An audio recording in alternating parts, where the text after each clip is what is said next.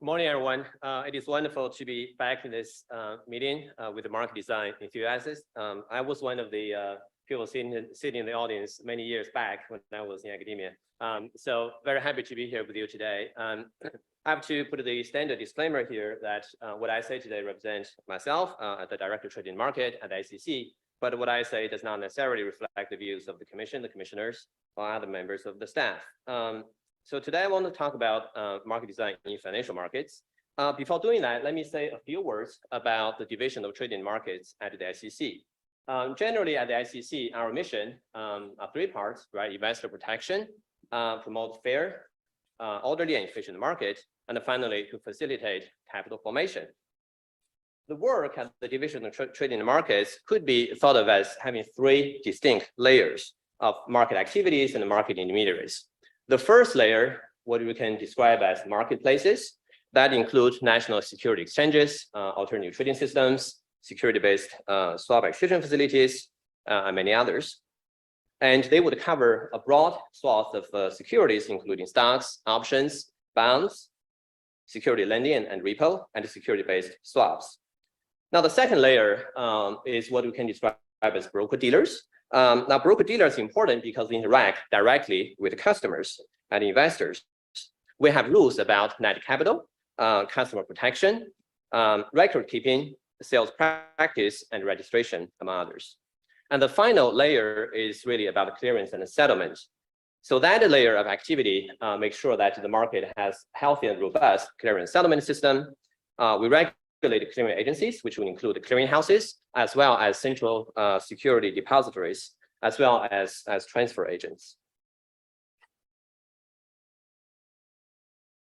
Now, before going to some examples of what we do, let me first take a moment to sort of discuss this, I would say, overarching question. What is the role of regulator in all of this, right? Why don't we just leave market design entirely to the market? I think there are three distinct reasons, and I think each one of these is important. First of all, regulators can coordinate actions much more efficiently than private markets can do. This is not a surprise for economists. In particular, for areas that has the first mover disadvantage, it is particularly important that regulators would come in and coordinate the action. For example, we would imagine very few investors would be willing to disclose their transactions to the broad market if other investors are not doing the same. Therefore, regulatory action is necessary and also desirable. Now, the second reason that regulatory action is useful is that there is a potential conflict of interest for market design if that comes purely from a private sector. For example, the private interest could deviate from the public interest. As the private business develops certain market design, they might be optimizing certain factors that is beyond the investor's welfare. So in that sense, regulators better present public interest. Now, the last reason is that sometimes the official sector is actually the participant in the market. That is particularly true for government securities market. You can think about the Treasury Department as the issuer, right, of Treasury securities, and the Federal Reserve is sort of a user of the government securities market for implementing monetary policy. So for these markets, it is necessary that we consult with the Federal Reserve and the Treasury departments whenever we work on government securities market, as we do. So today, I'd like to discuss a sample of financial market design issues and the structural issues that we are working on. And I want to say that this is by no means an exhaustive list. There are many more, but hopefully they would give you a flavor of what we do. The first example is competition in retail order execution, the new products, SRO fees. SRO stands for self-regulatory organizations, and fourth, transparency of transactions and positions, and finally, central clearing. The first issue is about competition of retail order execution. Currently, the vast majority of retail orders, retail market orders in stocks are actually intermediated and internalized by wholesalers. Now, what is a wholesaler?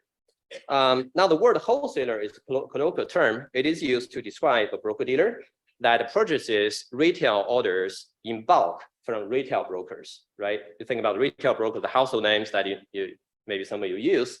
So they would typically sell your order flow to these wholesalers.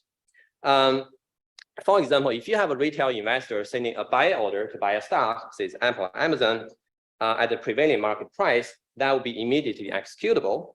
Now, this order is very likely to be routed to one of the wholesalers by the retail broker. Now, quite often, the retail broker is going to fill the retail order out of his own inventory, but sometimes the retail order is routed out further to other trading venues. Now, why is the wholesaler willing to do this and pay for order flow? The primary reason is that because on average, retail orders do not lead to as much adverse selection as institutional orders do. That means that after a retail order to buy, the price doesn't go up as much, and after retail order sell, the price does not go down as much. So for that reason, these orders are viewed as very benign and very attractive. So the fact that the large portion of retail orders are now intermediated and handled separately from the rest of the order flow, say institutional orders, is known as a form of segmentation. Now, in December 2022, which actually only a few months ago, the SEC has proposed a new rule. It's actually an auction mechanism in order to, among other things, to enhance competition of retail order execution by asking retail brokers or their other agents to expose the retail order to broader market competition with limited exceptions. So that's the first example of retail order execution using auctions. Now, the second example I want to talk about is really new products. And in recent years, we have seen new products coming up. Quite often, some of these products are really targeted at the retail investors. For example, we have more short-dated options. We have increasing strike of options. A strike of option, as you know, is a grid that would tell you at what price you could exercise the option, which is to buy or to sell a particular security. And we see a rising number of levered and inverse products being offered. Just to give one example of a levered product, that would be an instrument that is traded on exchange that would give investors, say, 2 times the return of a stock index. An example, inverse product would be an instrument that is traded on exchange that would give investors negative 2 times a stock index return. Now, in rational economic theory, I think we can agree on that they kind of help compete the market because there will be more ways for people to take on a particular risk as they want. But also there are challenges. For example, do retail investors fully understand the product? And secondly, do retail investors receive sufficient protection when the market is thin, either when the trading hour is sort of low liquidity, or maybe the product itself doesn't have enough liquidity? And thirdly, how does increased message volume, which is in particularly relevant for the increasing strikes of options, how does that affect the trading infrastructure? Now, the third example I want to use is about ISRO fees. Now, this one is a little dense. Let me unpack a little bit. So by statute, by law, in the United States, exchanges, FINRA, which is the ISRO that regulate broker-dealers, and the clearinghouses, they are all so-called self-regulatory organizations. Now, actually, they do not mean what it appears to mean. Actually, self-regulatory organizations have a very kind of strict requirement by statute. In other words, they have to file to the SEC any changes to their rules and fees, right? They have to basically write to us and say, all right, here's a change of the trading rule. Would you approve or not? Now, the statutory standard for fees would include, among other things, that the fee is reasonable, not unfairly discriminatory, and does not impose undue burden on competition.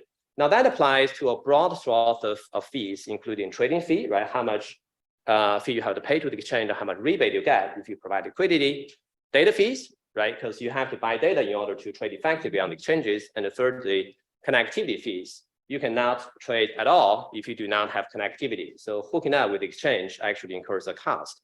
So all of these fees would have to come to the SEC, and basically the regulator will have to decide what is whether they would meet the standard, the statutory standard.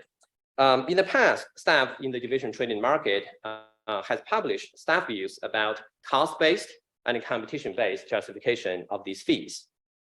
A cost-based justification usually starts with the estimate of the cost of providing the service. Now, that is actually not trivial. Think about a computer could be used to generate multiple lines of revenue, and how would you divvy up this computer or personnel for the generation of this particular service. But you start with some estimate of the cost of the service, and you add on top of that a reasonable profit margin. Now again, I'm using the word reasonable. Now the competition-based argument is different. It requires that the SRO demonstrate that the service being provided faces sufficient competition and market discipline, which is a different standard. Now, of course, these two methods are not exhaustive. So an open and important question is, what are other ways that people could use to justify fees? And so far, the division has been using cost-based and competition-based to basically judge whether a particular fee filing meets the statutory standard. Okay.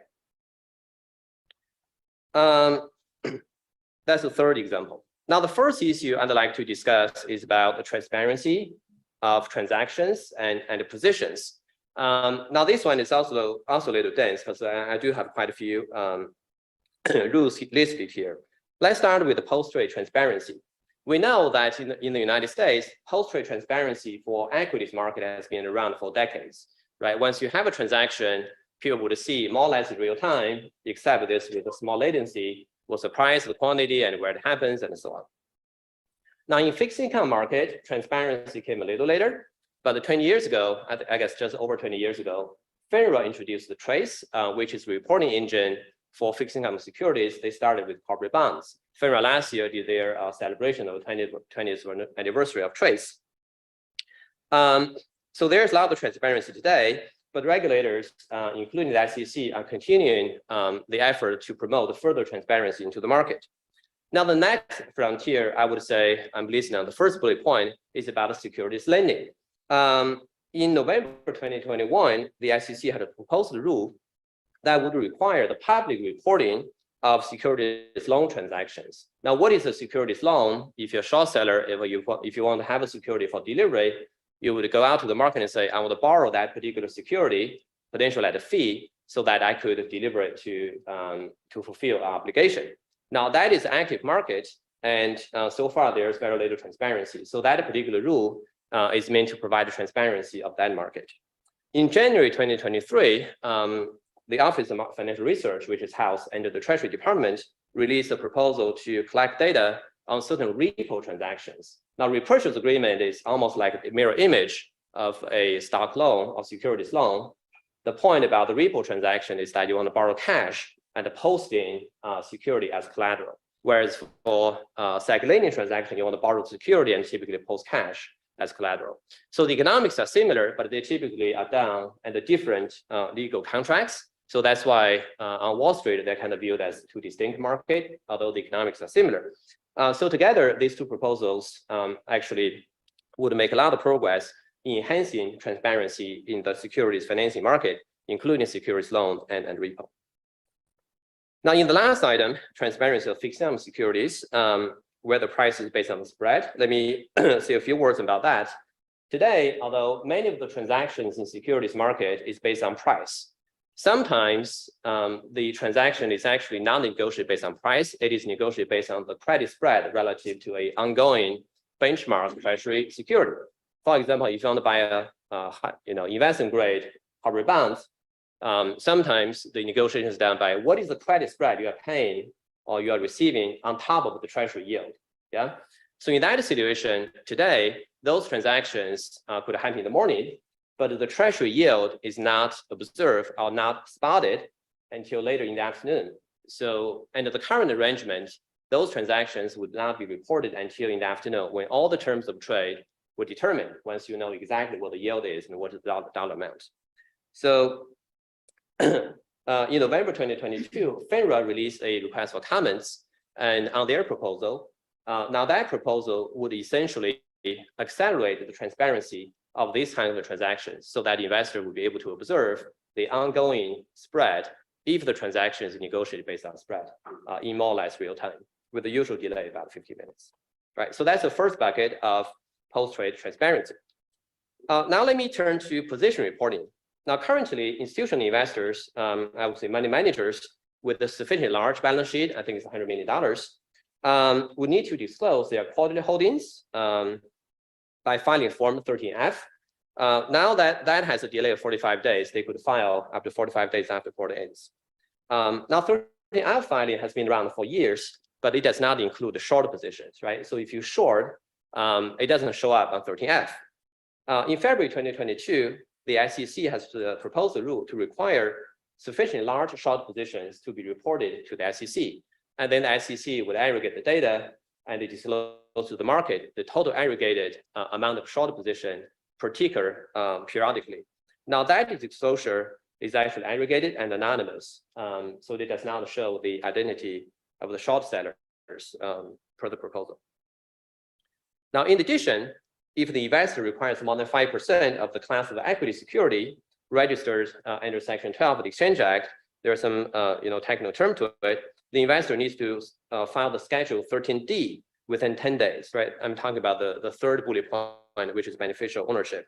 Now the SEC has also proposed a rule to shorten the delay from 10 days, which is currently applicable to 5 days.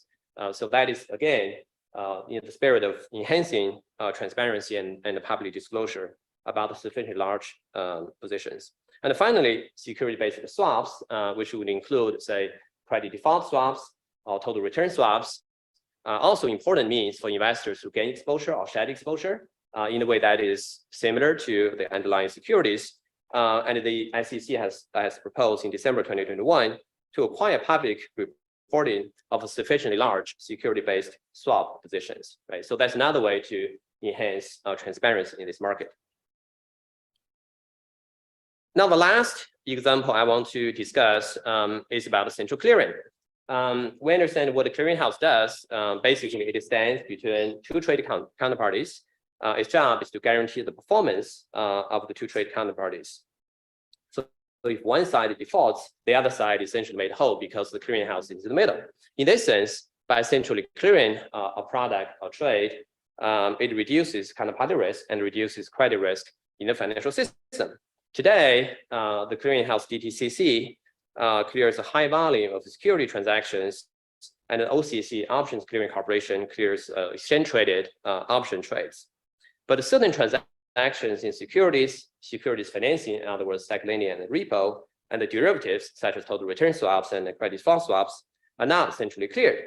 In September 2022, the SEC has proposed to expand the scope of central clearing of Treasury security transactions and the Treasury repo transactions in order to reduce counterparty risk and increase market resilience. In the proposal, repo transactions will have a slightly broader scope than cash transactions. I guess I'm making up some time for all of you. So that's a sample of the issue that we at the SEC are working on, and we are continuing the effort to update the market structure to protect investors, to promote fair, orderly, efficient market, and to facilitate capital formation. Now, this ongoing effort, of course, please feel free to get in touch, and we certainly would welcome any thoughts and feedback from this great audience. Thank you very much.